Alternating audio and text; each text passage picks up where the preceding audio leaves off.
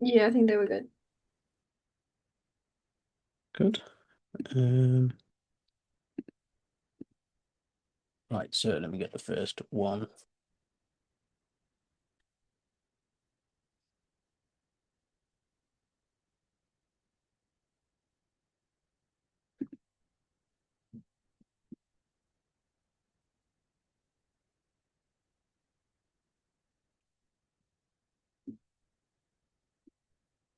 So this was the first one.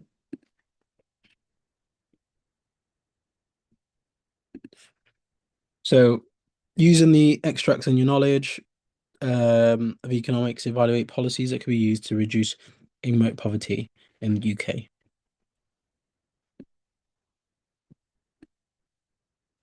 So what are people's thoughts like at the beginning when it comes to this question? Like what can anyone like summarize what the question is asking us and like essentially how we're going to go about answering this question?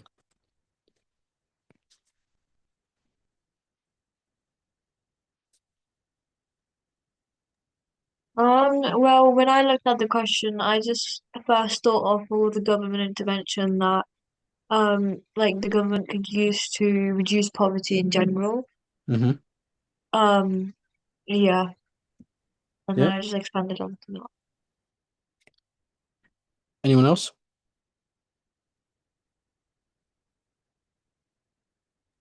Yeah, I thought of kind of similar to that, say thinking about the poverty reducing interventions, but then it was like in work poverty in the UK. So then I was thinking more along the ones to do with actual like what employers could do. Hmm. And Hafsa, any thoughts?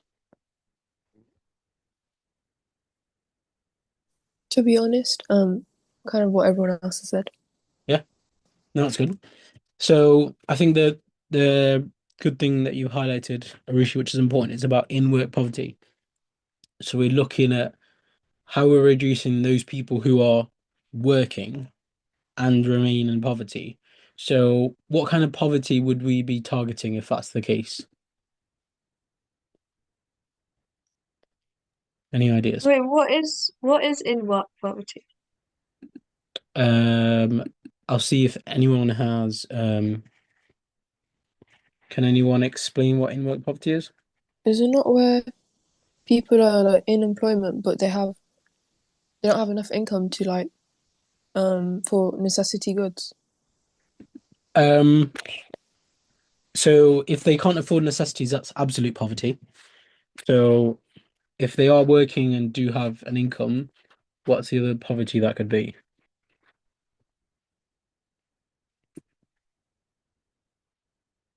Relative. Yeah. So we're going to be looking to reduce relative poverty. Yeah. Are we happy with that?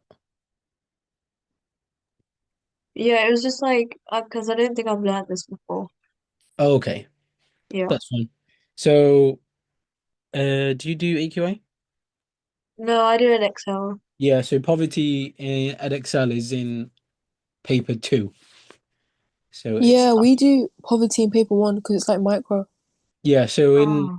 so in AQA poverty is um in AQA poverty is in micro. In Edexcel it's in macro. So it's understandable that you've not done it. Okay, Um yeah, because I think it's theme four for us, which is like yeah. last theme. Yeah. My school also just like moves it around, so even though we're still doing AQA, we haven't learned it yet. Mm, okay. That's fine. But anyway, the crux of the question, regardless if it was macro or micro, the a lot of the interventions would still be the same. So because with in-work poverty, it's essentially people who are working but still kind of struggle and are unable to have a good standard of living. That's the crux of the conversation, the crux of the question. So what you necessarily need to do, is you need to look at different tools we have at our disposal which could help us to fix this problem, analyze them, and evaluate them. Yeah. And then overall, your conclusion will just basically be you can't just use one of them, you need to use them all together. Yeah. So, um, so for those of you which have done, I guess, kind of the pre-work before, anyone want to present their point that they constructed, talk about how you'd explain it, any evidence that you had, um, how you'd analyze it, and then potentially also how you could evaluate that point. I talked about increasing education and training opportunities Hmm. and through government subsidies. So that would reduce occupational immobility and structural unemployment as workers would become more skilled, allowing them to access high-paying jobs and boosting their earning potential. Yeah. Uh, my application was just the diagram for subsidy shifting supply outwards. So that would lower Supply of cost, workers. yeah, supply of workers. Yeah. Um, it would lower the cost of productions for firms to provide educational facilities, Hmm. um, leading to like lower price and increased output of those training facilities. And then my evaluation was obviously it depends on the size of the subsidy, and governments have imperfect information, so they don't know the optimal amount to allocate to firms, which could lead to government failure. Yeah. Um, Things like training have long time lags before they actually take effect, Hmm. and there's a possibility that the issue is resolved before the effect actually occurs. Yeah. Subsidies are also expensive to the governments and carry an opportunity cost, which they could Mhm. be using on something else. Yep. That was it. Um, yeah. Uh, so just in your analysis, I'd probably talk about how you would improve the quality of labor. So the labor pool would increase. So supply would shift to the right, but also the quality would increase. Um, in your evaluation, you could add something around how the governments need to target the training correctly with the correct sectors that need workers. Does that make sense? Yeah, So if they didn't have good information about what sectors are like the future sectors which are going to be booming or the sectors that need workers now, then basically you get people trained in a job that isn't demanded. So then you actually fail. It creates government failure. yeah, Yeah. yeah. But yeah, no, overall, really good point. I would just say also just getting some evidence, so finding either a training program that the government has funded or like any facilities that the government has invested in for education and training. Okay. Yeah. And then like it's just come to mind now. In your evaluation, you could also talk about how the government may need to supplement this with information or an information campaign so that your workers understand that this training exists and that you basically improve the quality of information they get so that they know where to apply for it and so on. Yeah. Yeah. Right. Perfect. Anyone else like to share a point that they have thought about? Yeah. Yeah. I spoke about the national living wage. So like low paid workers, if they get if they have an increase in earnings, then it leads to like a boost in their disposable income. But like if the policy, for example, like some firms, if they're increasing wages of their workers, then it might lead to it might worsen the poverty of them because then I don't know how to explain it, but it might have like they might have to cut employment Yeah. because they can't afford the workers' wages, and they might have to like reduce working hours. Hmm. But then for like after that, I spoke about like elasticity Yeah. because, for example, it all depends on elasticity of demand. Because if demand is inelastic, then job losses will be limited. But if the demand is more elastic, then negative employment effects may like it may depend on the benefits. I don't know. And then I think in conclusion, I would say that the national living wage can help reduce poverty because if it's like if it's combined with like different cost, like maybe like cost wage and I forgot what it's called, then it might improve worker productivity. I don't know, but yeah, Yeah. No, 100%. Um, that's a really good evaluative point that with national living wage, that basically what could happen is though workers become more expensive, they become more productive. So the firms will demand them still. So they won't really let go of them. yeah, Um, you can also say that basically studies have shown that um, real wage unemployment, so basically unemployment caused by the increase in wages, doesn't actually happen. So studies have shown that basically firms would just cut other costs or will reduce the number of hours that they give the workers. yeah, Um, but yeah, I think yeah, overall that's a really good point. So yeah, got not much else to say for that one. Uh, any other points that people made? I kind of just guessed, but you could say that you could reduce the income tax for like low earner people, and the evaluation for this could be like um if you cut the income tax and the government wouldn't earn enough like revenue, Hmm. and so that could mean that the state aid provision could decrease. So like the public services that are provided to the people, like they might be reduced, which could have a bad effect on the consumers that are consuming of the services already. Yep, that's a really Yeah. good point. Um, trying to think of some further evaluation. You could say about that with in terms of evaluation, you could say if people,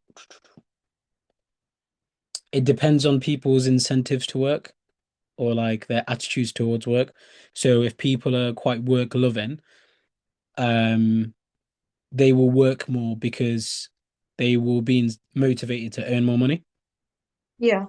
Whereas Could they're you gone. could you also say that it could increase like unemployment in the long term? Why? Because obviously the public services they would be reduced, so like people don't have job security anymore.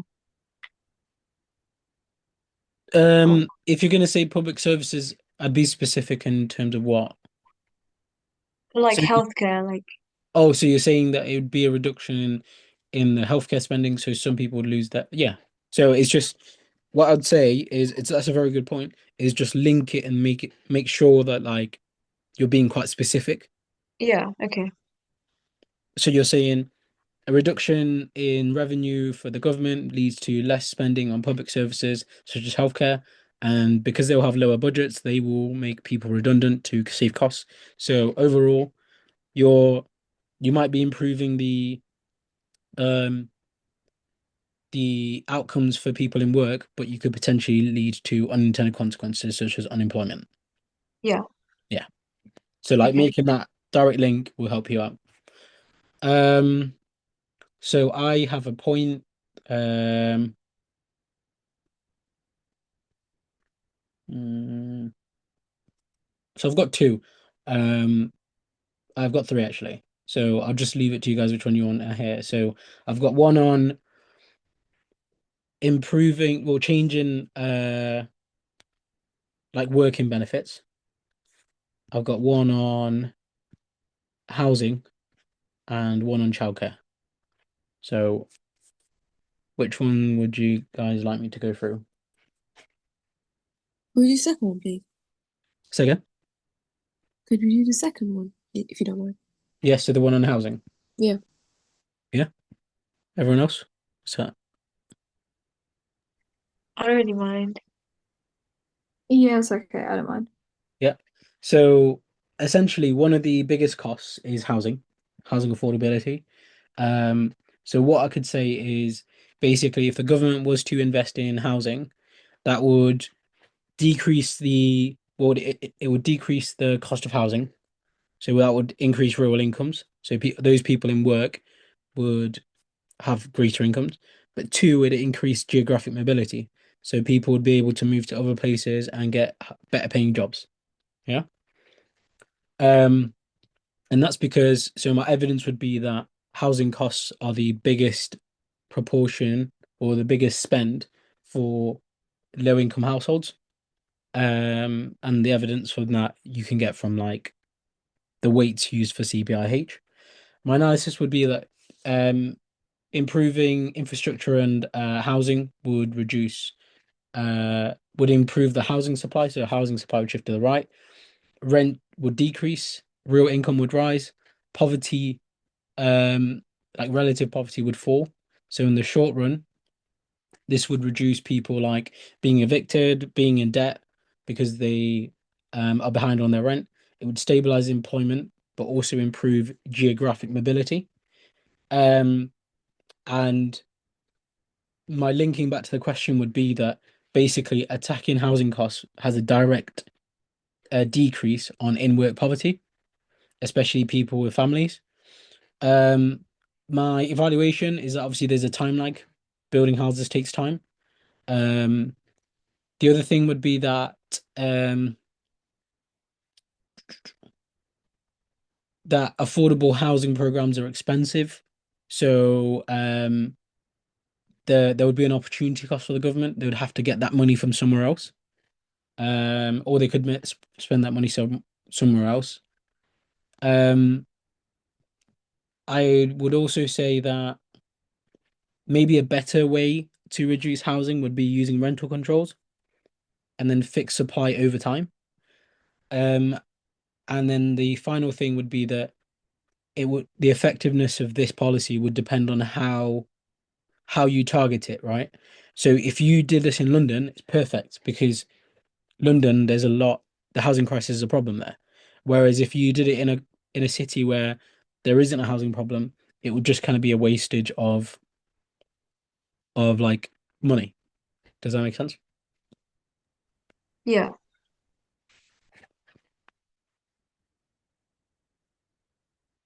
So any questions or anyone want me to clarify anything that I said? What was the bit you said after it stabilizes employment and like reduces evictions? Um, so it stabilizes sorry, I'm just trying to paste this. So it stabilizes employment because you reduce well it will one reduce the number of people who are in arrears, so who owe money because rent will become more affordable.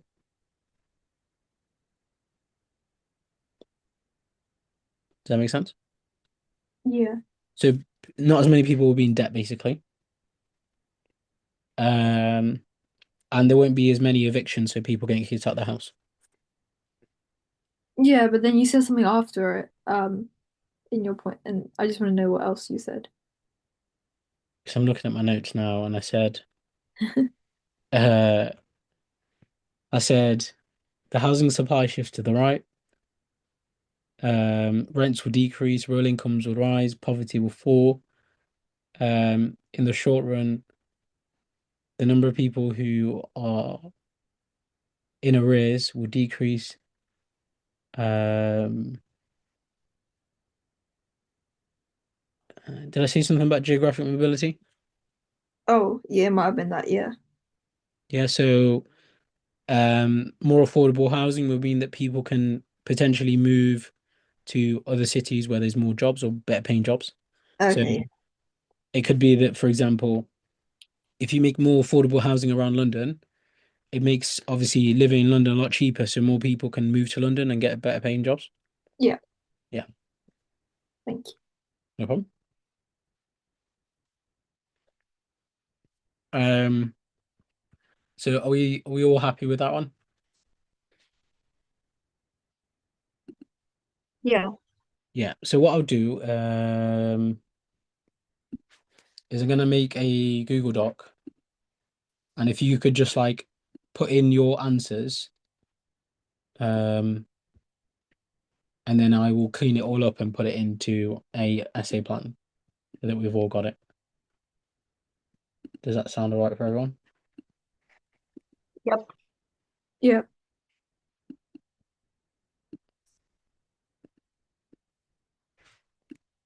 Okay. Why is my mouse not working?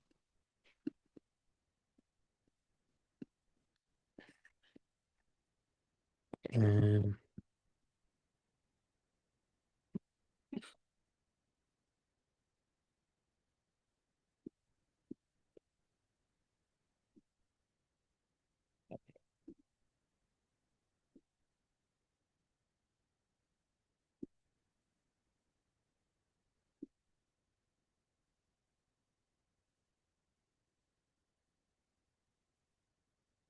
so I've sent that in. So now we will do the next question. So it was the one Arushi sent.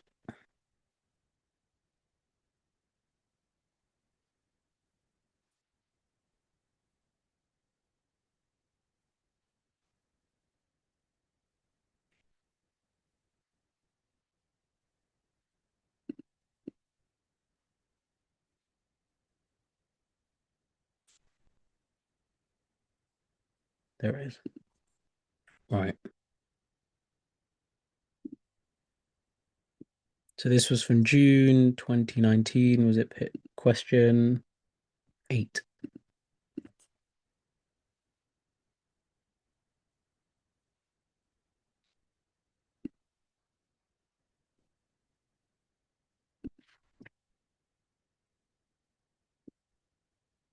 Is this the correct question?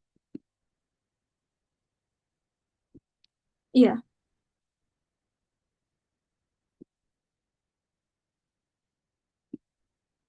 Okay, I'm just going to put it in this Google Doc so I don't forget.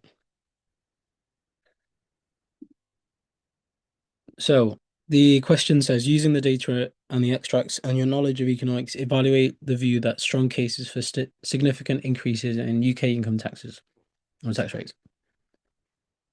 So this is from a macro paper. So what are people's thoughts? I said that I talked about the increase. So an increase in the UK income tax theoretically would raise tax revenue, which would lower the budget deficit and also national debt. It would help to finance any further spending that the government wants as well. And also increasing tax rates would lower disposable incomes for consumers and reduce consumption, which could then also lead to reduced spending in the economy, so less, so inward shift in AD, um, and lower prices and lower output. However, the increase in tax revenue depends on what position on the Laffer curve that the UK would be at, because Mhm. an increase in the income tax could lead to lower tax revenue if it's on the downward sloping section. Um, it also disincentivizes work, reducing the labor force participation and encourages like tax avoidance and evasion, which could lead to a brain drain in the UK. Mhm.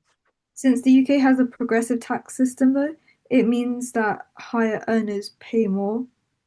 So then that would also lead to less disposable income and less consumption, less aggregate demand. Hmm. Yeah, that's what I got. Yeah, no, it's perfect.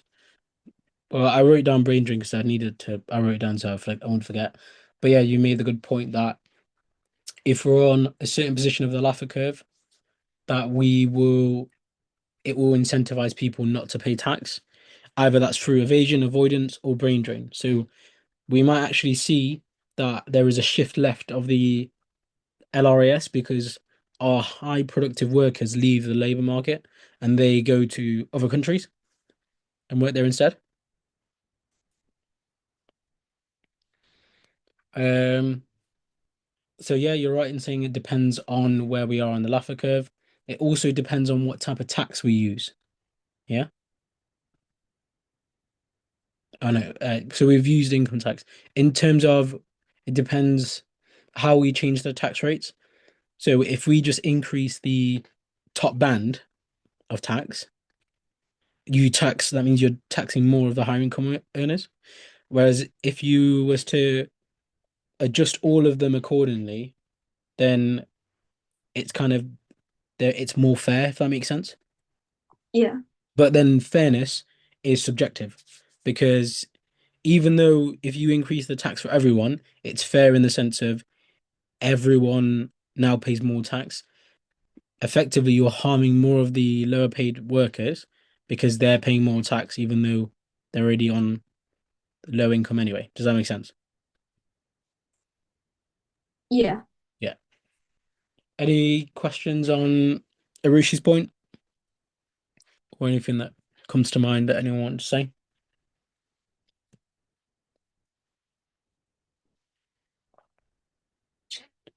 Anything that any points that anyone made in their plan or have thought of now that we could talk about? Can you talk about other taxes? Like, Talk about can you talk about different taxes instead of UK income tax? um Because,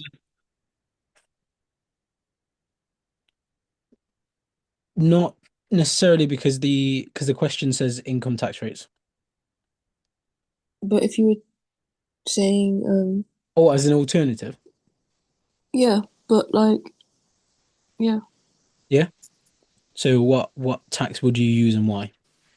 like corporation tax and like property tax. Hmm. Um, corporation tax, like they take some of the money out of the business's profits. Hmm. And that might, um, Help reduce the budget deficit. yeah, Hmm. Um, um, can't really think of anything else. so what would the evaluative points that you'd make for this point? Like what issues could it potentially cause? Um, this economies of scale. No. No, no. Um, so what's an evaluated point of The point. corporation tax? Yeah. Um, um, it may cause firms to like close down because they're not making enough profit. Yeah, that's correct. Uh, Decrease, yeah. yeah. So if Mm, the number of firms decreases, how does that impact the rest of the economy?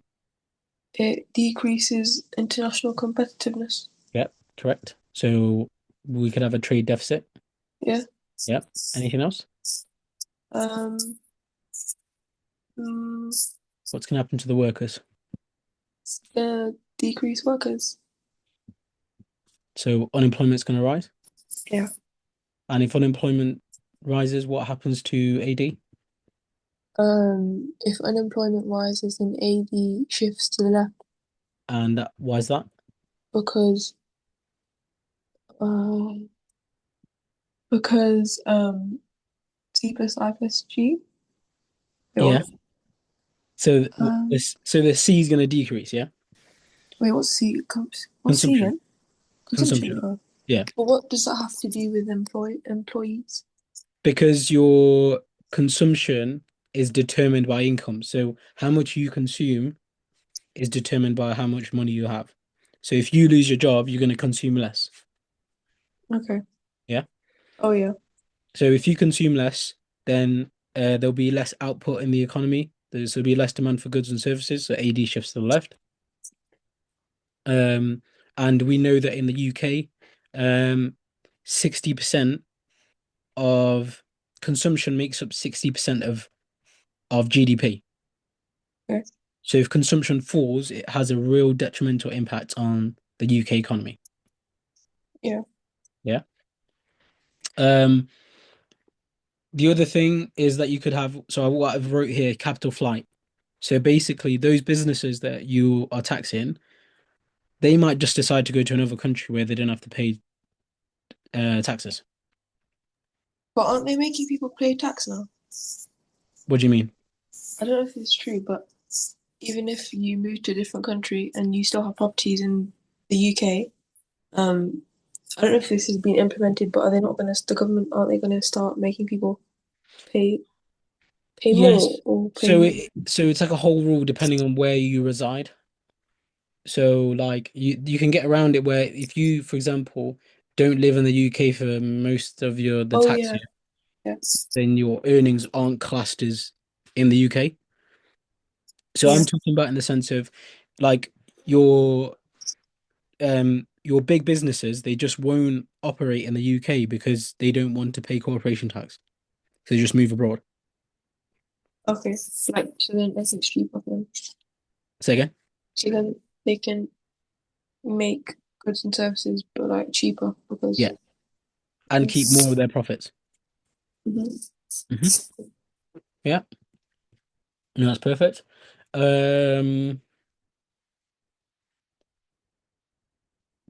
Shogun, what did you think about for this question? Well, I was thinking about what you said already about consumption as well, because if taxes increase and people would be less incentivized to like spend. I kind of spoke about the shift of AD. Yeah, perfect. And then if people spend less money, which tax would that decrease? The income tax. So income taxes mean that people have less money to spend. So if people buy less goods, how? Is it VAT? Yes, yes. Oh, I actually got it right. So, so the if people spend less, that means the government recoups less VAT. Yeah, Yeah. I didn't understand the question you were asking. Oh, sorry. Um, Sorry. it's all right. You should have just said it. I would have just rephrased it. So basically, what's going to happen is people consume less. Government's gonna recoup less VAT, which is going to not reduce the budget deficit. Yeah. Yeah. So the important thing is you always link back to what the question is asking, which is um obviously it's talking about the strong case for increasing UK income taxes, right? Yeah. In order to reduce the budget deficit. So alternatively, what we can say within our argument is, well, why can't we just um do do something else entirely instead of decreasing taxes? Does that make sense? Yeah. Um, so so the point that I have, which is a bit different to yours, I'll try and find one.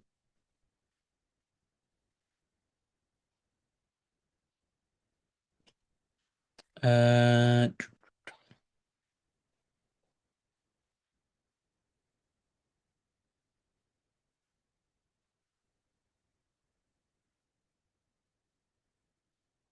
hmm, so we talked about the Laffer curve, so I don't need to talk about that. So a point that I wrote was that basically if we reduce oops, if we was to reduce income tax, increase income taxes, it reduces income inequality because income tax means that higher earners pay less income. Yeah. Wait, what? So I will put it in here so that we can all read it. So this is what I said. So I said um higher slash more progressive income taxes can reduce income inequality and potentially stabilize demand. But also it might weaken consumption if applied widely. So my point was, if with income tax, it's generally progressive. So basically, if you increase the higher tax brackets, yeah, and lowering the lower tax brackets, it basically um redistributes higher income to so basically your poorer people get more money and your richer people have less. So the gap between the rich and the poor shrinks. Does that make sense? Yeah. Yeah. So the other problem that we have is essentially, as people get richer, they actually have a lower MPC. So they have a lower marginal propensity to consume as people get richer. And the lower income households have a higher marginal propensity to consume. So if you're giving your lower income people who have a higher MPC, so marginal propensity to consume, they're going to spend more. So demand won't fall. Does that make sense? Yeah, but you know how if you tax like higher earners a lot more, Yeah. they'll just leave the country and go somewhere Yeah. else. Yeah. So that's going to be the drawback. Does that make sense? Yeah. So this is my analysis. So higher tax rates, higher top rate tax rates will reduce disposable income for higher earners. But if the revenue from the additional taxation revenue funds things like benefits or services for poorer households, their disposable income will increase. Since poorer households have a higher marginal propensity to consume, the total consumption fall may not fall by much. So essentially, I'll just show it here. So consumption is going to change for two reasons, right?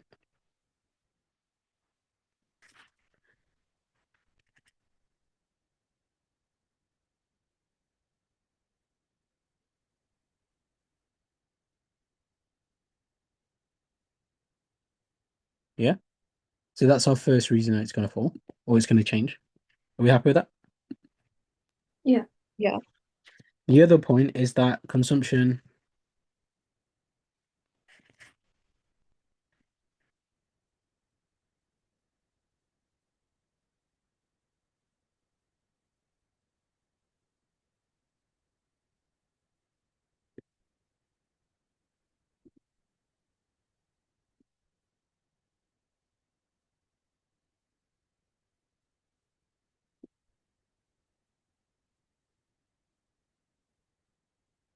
Yeah. Yeah.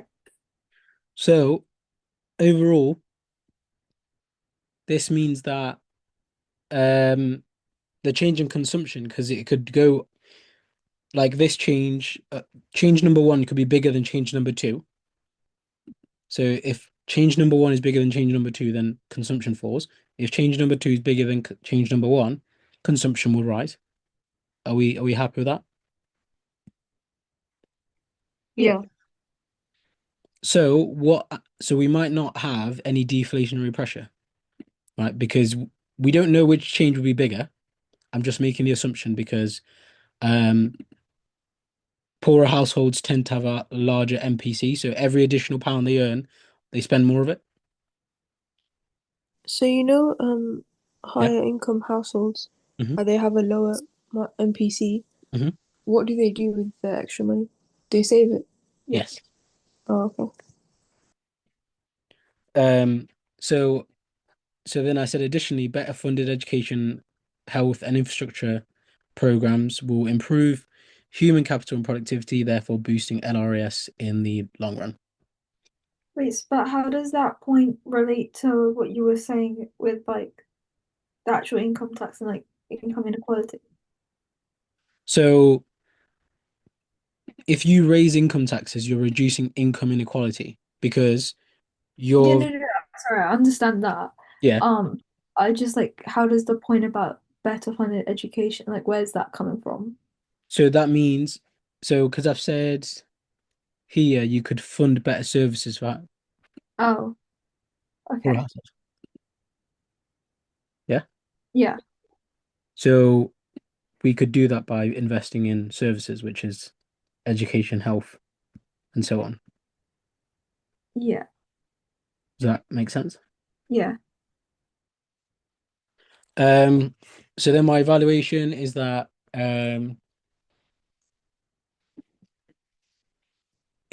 essentially um if you reduce the spending or the spending power of high income households, it has a trickle down effect. Yeah. Because they have more money, they spend obviously, and if they have less money, they're going to demand less goods. So that would mean that there's less demand for labor in those areas that would normally spend money in. Does that make sense? yeah, Does that make sense for everyone else? Yeah. So what you could say is like it could have a even worse effect. Yeah. Um uh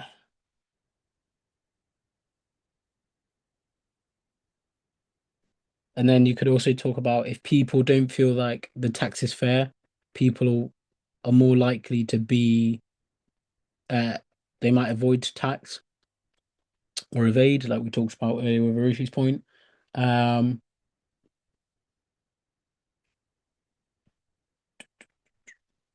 and there's a time lag if we are going to improve public services or education for it to translate into productivity gains.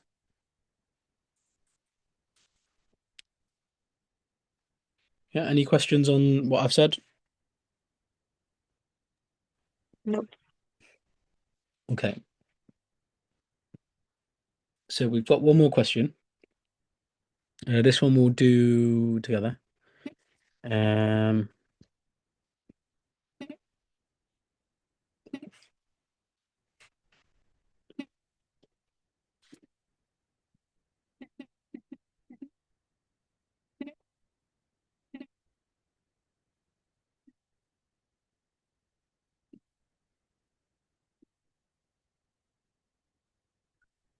so, I think you have to accept access. It says request. oh, to the Google Doc. Yeah. Okay. I changed it, so it should be anyone with a link. Oh, okay. Yep. Give me one sec.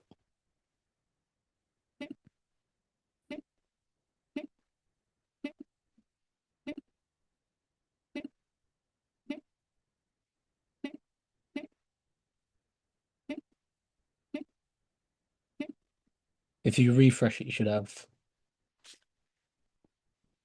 it. So this was the question that was sent to me.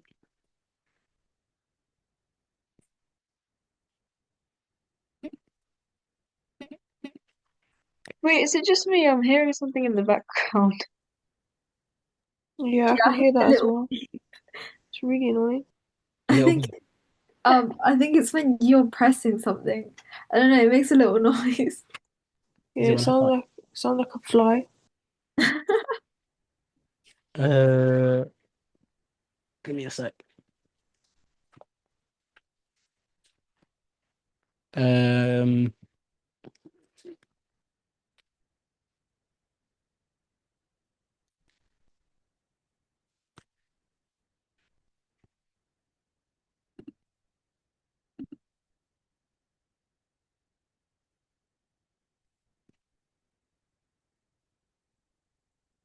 Hello? Yeah. Yeah. Can you guys uh can you hear me now? Yeah. Okay, I can hear you guys. Can you still hear it? I know No. it's gone now. Okay. It's because normally I wear my AirPods but they're on my keys downstairs. So this is a question I got sent, and it says some occupations in the UK are facing large labor shortages. Hard to fill vacancies include qualified chefs, software engineers, construction workers, and qualified nurses. Evaluate factors that might influence supply of labor in the occupation of choice. So what I'll do is I will give you all, let's say, 5 minutes to think of a point, so a factor that might influence labor supply in these occupations, um, and then talk about how you'd analyze it, and then any evidence that you've been able to find in that time, and how you'd evaluate that point. Yeah, are we happy with that? Yeah. Yeah. All right, so Wait, how many minutes did you say? 5. But if you Okay. finish it before, then that's fine. Yeah. All right. In the when it says occupation of choice, it just means any job, right? Yes. Okay. So obviously they've given you occupations in that first bit there, so you can choose from them. But if you've got another one in mind, you can use that. So 5 minutes. What why are qualified chefs in shortage? Um, because I guess I can give you one of the points is because there's been changes in immigration patterns, so a lot of qualified chefs are imported, as in a lot of Oh, people from abroad come in, and that's why a lot of these jobs are in shortage.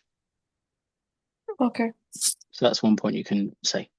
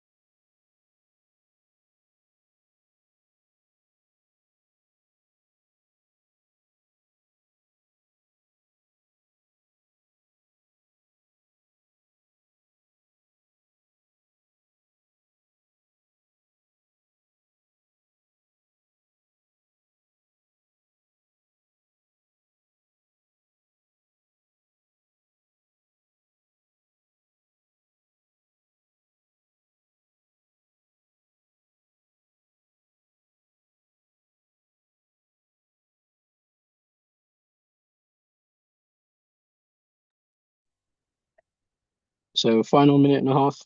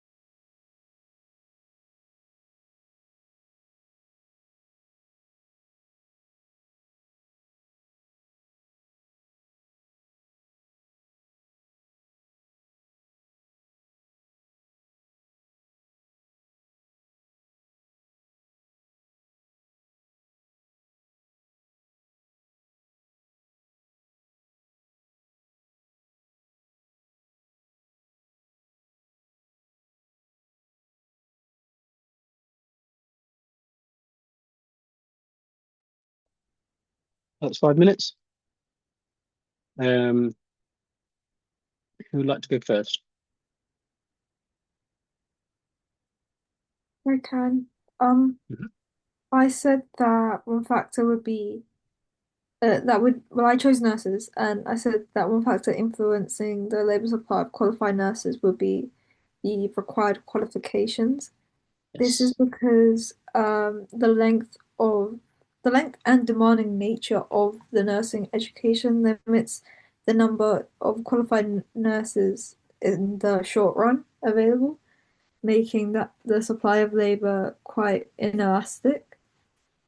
Um, I don't remember the number. I didn't get a chance to look up the exact number, Mhm. but I want to say it's like minimum 5 years extra. I think I'm gonna check that though, and I'll probably What, in terms of to become a nurse? yeah, like compared to normal. I want to say it's like 8 or something, but I don't. So you're thinking of being a doctor. Oh, So being a it's nurse, you still have to do, so you do 3 years. So after 3 years at uni, you'll become a qualified nurse, but then you still have to like, you need like hours done. It's more about the hours that you've done over anything. right. Does that make sense? Okay, so you can get most programs are like 1 to 4 years for like a degree in it, Mm, and then you need extra hours after. yeah. So it will be like when you are doing your nursing degree, you need a certain number of hours on placement, like working for free at hospital Okay, and stuff, and then you become qualified through that. okay. Yeah. But yeah, no, very good point. Um, your Evaluation. evaluation. Yeah, it'd be the same that I said like earlier about the government subsidies ones because that's how they would subsidize the training to Mhm. increase the supply in the long run. Yeah. So that would be like expensive, opportunity costs, imperfect information, all of those things. hmm So for your analysis, you could talk about as well that even if wages rise in for nurses, the supply won't be able to, because the supply is inelastic, it won't generate like all of a sudden more people doing nursing. There's a time lag. You could talk about in your evaluation that there could be a trade-off if, for example, if they just lowered the standards of nursing to get more people in to make it more elastic, then the standards risk quality and patient safety. Um, you could talk about that. An alternative way for them to reduce the supply, to basically make the supply more elastic, could be by international recruitment. So by bringing in nurses, but then even with that, they might have different quality standards that they've learned along. Um, you could also argue that if people, you need to change the expectations, or like they might need to distribute information about being nurses so people do it. So I don't know, do you ever see like the YouTube adverts on like becoming teachers? Yeah, sometimes. So you could use stuff like that and say that they could utilize things like that to encourage people to become nurses. But yeah, no, very good Yeah. point.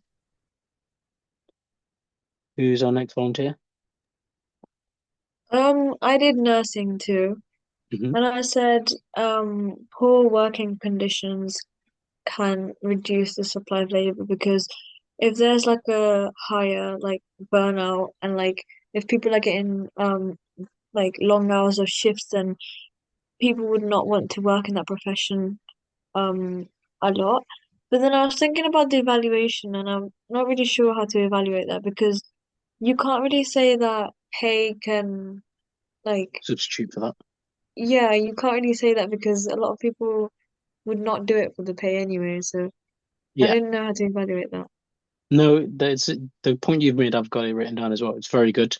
Um, so we'll start from the top and we'll go down. So evidence, you could say that in 2022, a record number of nurses left the NHS, around 40,000, and a lot of them said it was due to the working conditions.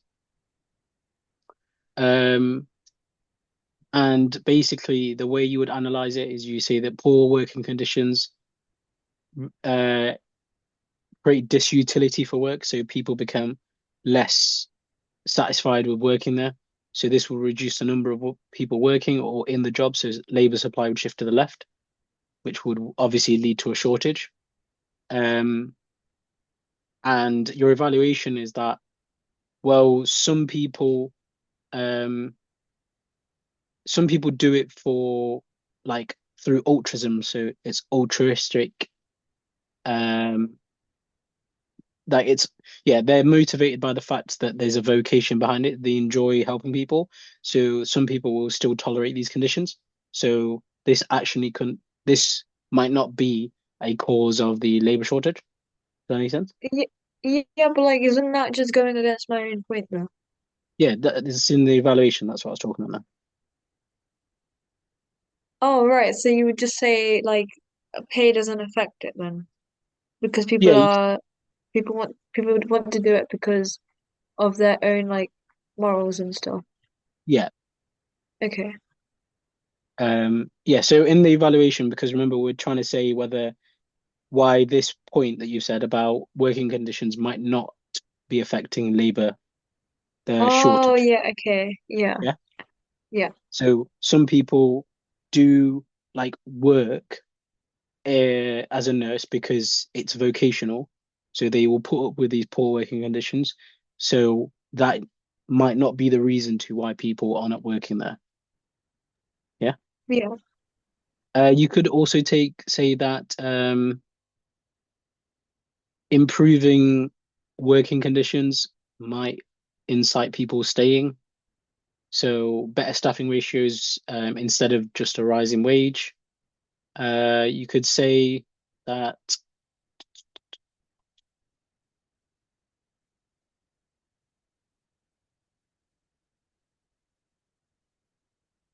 if you change if you change how people look at nursing, so actually no, evaluation of why it couldn't be. I'm pretty stuck on that one, to be fair. Yeah, I'll have a think about more about that. But in terms of valuation, because I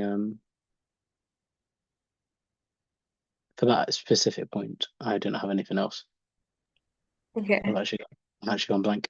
But yeah, I'll have a think what else might be good. But no, very good point about because that's talking about non-pecuniary factors that affect um, labor supply. Um, Hafsa, how did you get on? Yeah, I just spoke about immigration and basically that um, immigration can increase the supply of labor in Hmm. shortage occupations such as like being a chef. Yeah. Um, because if I don't know, I said the EU, if the UK makes it easier for skilled migrants, for example, in this case, chefs, to get Hmm. like you know how you can get work visas now, Yes. it will more qualified workers enter the country.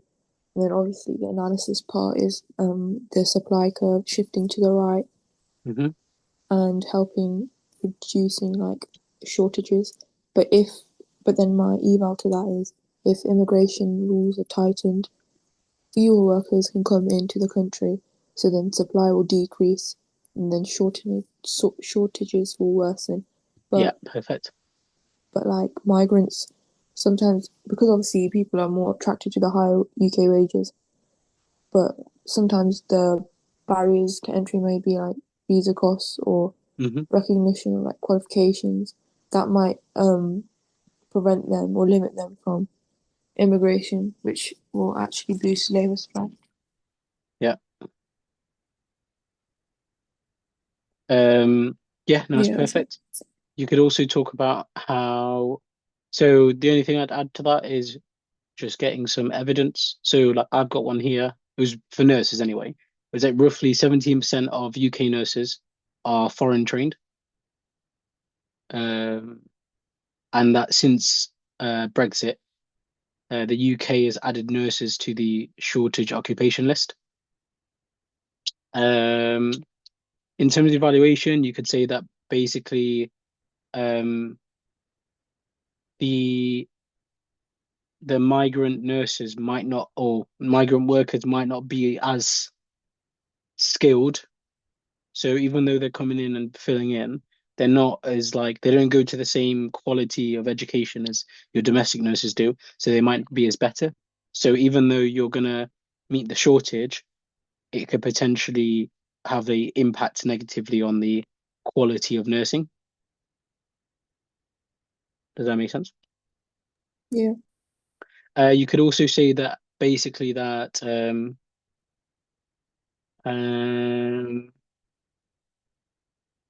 you if you utilize migration, it usually causes a divide in the in the public. So there's obviously a lot of people who don't like migration. So you might have a negative, like you might have like backlash from parts of the population about the use of migrants to fulfill the shortage. yeah, Um, and you could even argue a point that migration has a negative impact on public services because it's a greater strain on public services.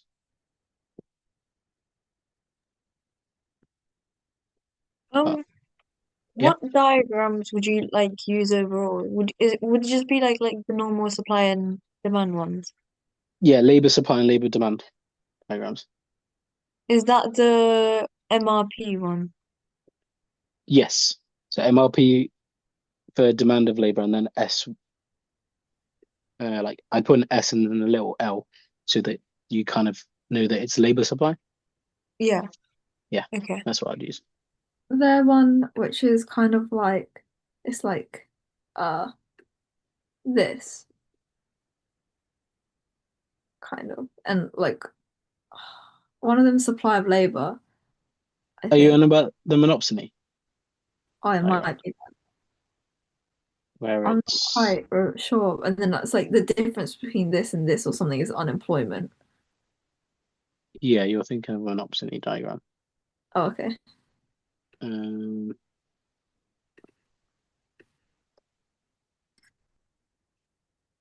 Yeah, but for the monopsony, would it not be the other way around? Or am I getting that wrong? Let me just get us a diagram quickly because I won't have time to draw it. So this is a monopsony diagram. Yeah, this is what you're trying to explain, Arushi? I think so. Because I don't like we didn't use the terms MRP and MRC unless it's a Yeah, I don't. What is MRP? So MRP is the marginal revenue product. So it's the marginal revenue times by the marginal product of workers. Yeah, because we assume that, say, the demand for labor is derived by the value that, or the demand for the goods that they produce. Yeah. So if there was an increase in the demand for the good that workers produce, that means the firm would demand more workers, so demand would shift to the right. Does that make sense? Yeah, So, what does WC and WN mean? so this is the wage at the competitive level, and the WM is the wage at the monopsony level. So is that basically how in a perfect competition you have the in the firm and then in the market? Yeah, so in a perfectly competitive market, the wage that you'd get would be equal to the demand. So we would be at equilibrium, which is where we have WC and QC. Yeah. Are we happy with that? Yeah. However, with a monopsony, because they are the dominant buyer of labor, for example. So the NHS is a dominant buyer of nurses and doctors. What they are able to do is they will. So you see the one which is M. It should be MC, to be honest. That top one, it shouldn't be MRC. So MC, they will say, right, we're gonna demand the number of workers where MRP equals marginal cost, and marginal revenues equal marginal cost, the profit maximizing point. Yeah. Okay. Yeah or no? Yeah. I need to know if you guys are getting it or not.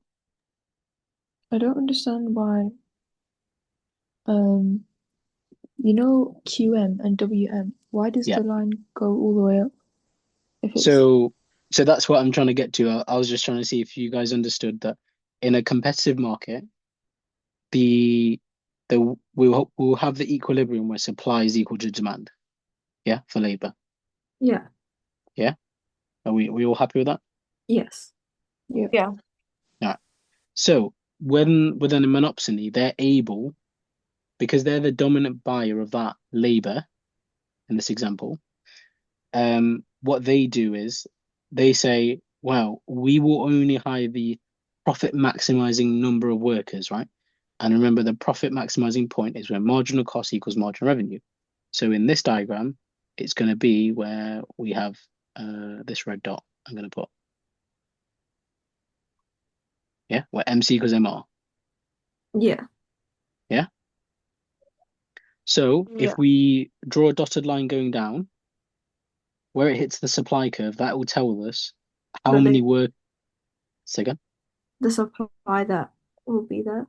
Yeah, the supply that will be there because they will give them the wage WM. Okay. And then QM is the number of workers that will get a job. Yeah. Okay. So this gap here that I've shaded in green, that will be the amount of people who aren't able to get a job because the firm is restricting how many workers that they get and the wage.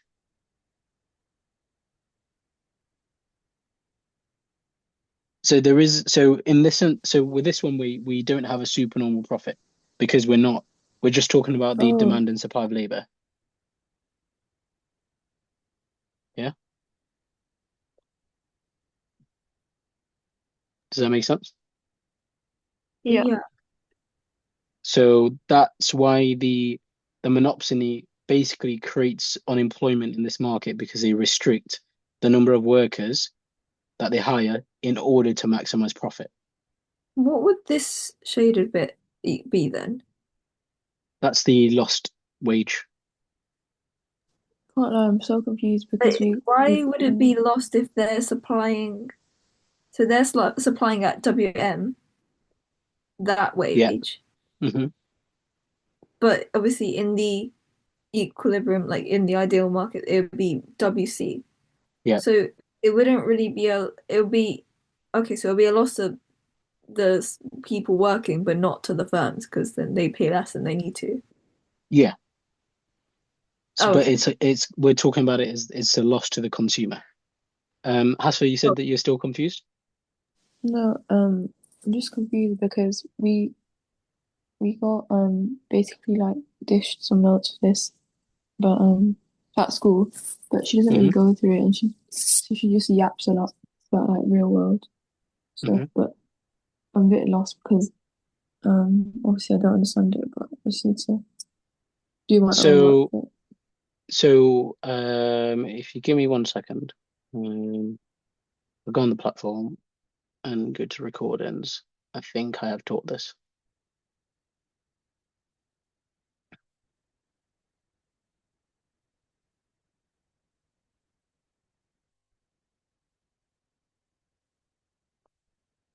Okay, so there is on the platform, week 4, year 2, I go through monopolistic competition, contest of all markets, and monopsony.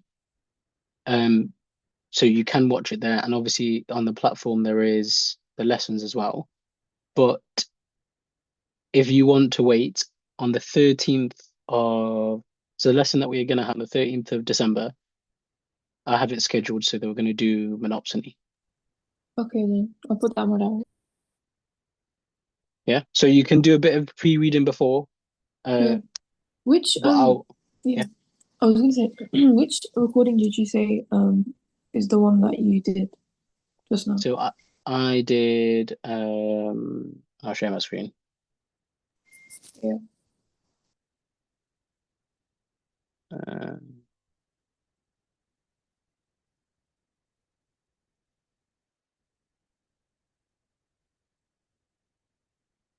so it's this one. Can you see that? Yeah. Yeah. So if Oh you yeah, just was this last year? there, this is last year. So Okay. basically, I think I said this to someone else. A lot. So if you go in here, let me just remove this. So there's 74 lessons. Like everything that I'm teaching now, I've taught already. Yeah, that's So great. I've taught it last year, and I've taught it in full, where I literally sit there and walk you through the topic. This year we kind of wanted to change the approach. Let me just pause this because we've basically done the lesson now.